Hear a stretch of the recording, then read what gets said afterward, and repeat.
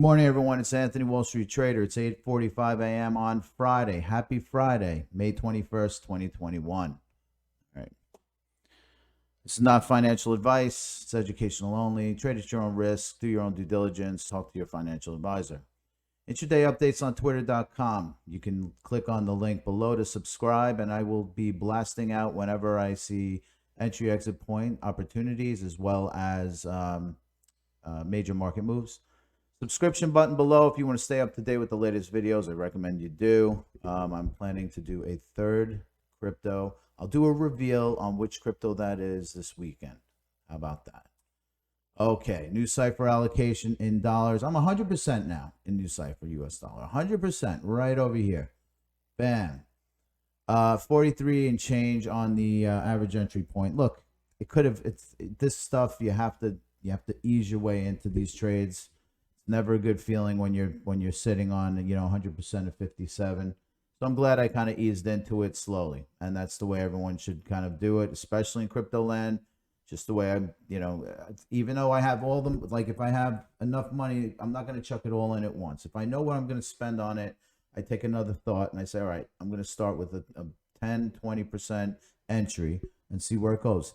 Almost all the time, every time I put money in, it's going to go down. So like you always have to put a little in. No one can predict it's going to go straight up from the point at which they entered. That's just not how this works. Nobody does that 100% of the time.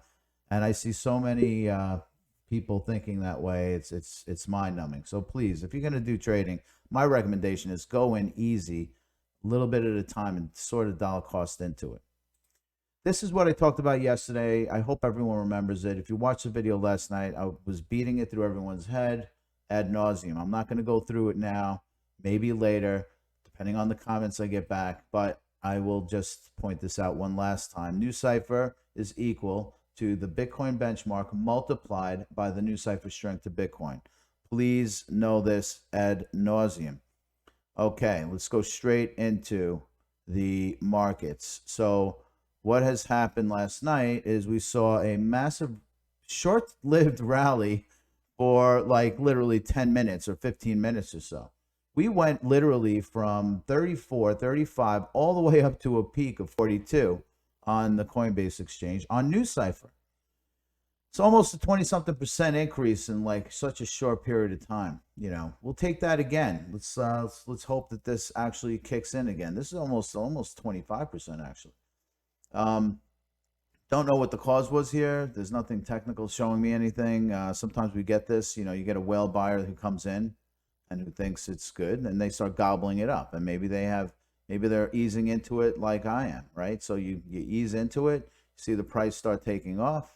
If a whale's coming in with a very big bag of cash and he wants to chuck it in here, you'll see big things like this. Could be an institution. We don't know. There's no way to know. You can only see volume stats on this stuff, and that's pretty much all you're going to get. That being said, so let's go over to Bitcoin. Sorry, let's go to NuCypher Bitcoin, the NuCypher Bitcoin pair. And, we saw the same thing happen over here. We went up, we went all the way up to like 1066. That's the direction we want to see. This was 100% driven off of the NuCypher Bitcoin pair. Nothing to do with Bitcoin last night. Just related to the NuCypher. So it was basically related to this. And I always say, if there's going to be something that's going to drive NuCypher higher, it's going to be this item here shaded, which is the NuCypher strength of Bitcoin.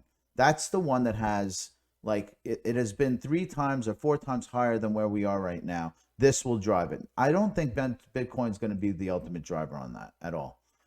It will help directionally place it in the right direction and will contribute to its rise and fall. But make no mistake about it, I think NuCypher Bitcoin, with the volatility this thing has, will be the input that will drive NuCypher to higher heights. Anyway, so that's my point on the NuCypher Bitcoin pair. Again, same thing. This is what the driver was last night. If you look at Bitcoin itself, Bitcoin is still in that bullish looking pattern. I drew this line here this morning, actually, and let's just drill into it. This broadening wedge that I've been saying to everybody is very, very bullish. I expect and anticipate a breakout, but I don't see that. I'm not saying it's going to break out here and up. It could pull back and fail this, but I think it will go up. There's also, it's almost pregnant with another little mini broadening wedge, a descending broadening wedge, which I took out for now because it's just, I don't want to muddy the chart and have everyone overly confused. But, you know, this is how it's at right now. If you look at the 1 day, if you bring it down into something where we can look at it more cleanly on, let's take a look at the 5 day. Like something can happen here. This is where I'm, you know, this is like today. Let me see, 521. Yeah, so this is today. Today, this afternoon, I don't know. You know, anything can happen. We're in Eastern Standard Time, so if you're listening in, it's probably gonna. I feel like something between now and I don't know, 1 p.m. Something could potentially happen dramatically at this point.